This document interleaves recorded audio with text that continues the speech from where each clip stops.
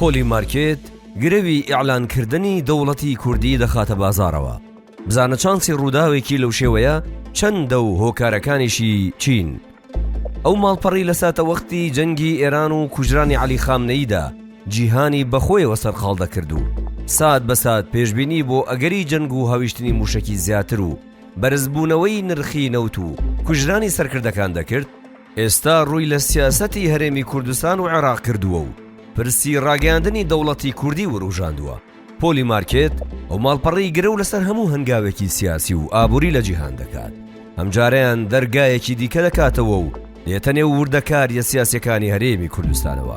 ماڵپەڕە جیهانیەکە لە ڕۆژیەکی ئەم مانگەوە گرەوێکی خستوەتە بازاڕە داراییەکەوە پرسیار دەکات: ئایا تاوەکو سیوێکی 12 2026 دەوڵەتی کوردی ڕادەگەیەنرێت یاخودنا؟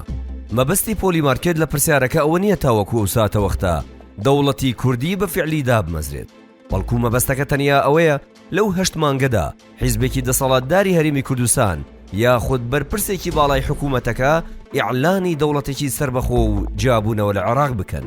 ئەوەی جێگەی سەرنجە لە یەکەم ڕۆژی دانانی گرەوەکەدا کە یەکی ئایار بوو ئەگەری ڕاگەیاندنی دەوڵەتی کوردی لە 46 بووە، بەڵام پاش 8 ڕۆژ چانسی ئیعلانی دەوڵەتی سربەخۆ کەم بووەتەوە و بۆ ڕۆژی 8 ئایار دابەزیوە بۆ تەنیا 6%. پۆلی مارکێت هۆکاری ئەوەی ڕوون کردوێتەوە کە بۆچی ئیعلانی سربەخۆی دەوڵەتی کوردی کەمە و کەمتریش دەبێتەوە.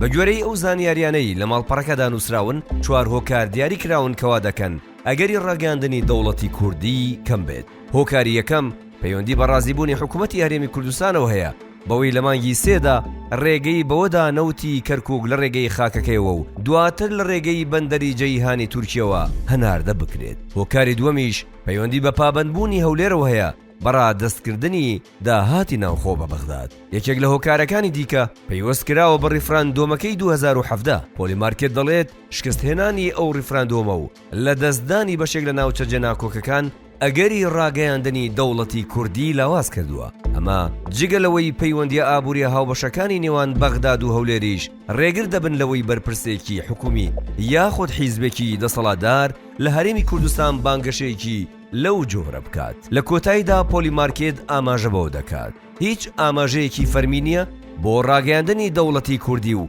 هەموو نیشانەکان بۆ ئەوە دەچن عێراق بە یەکگرتووی بمێنێتەوە و جیابوونەوە ڕوونەدات.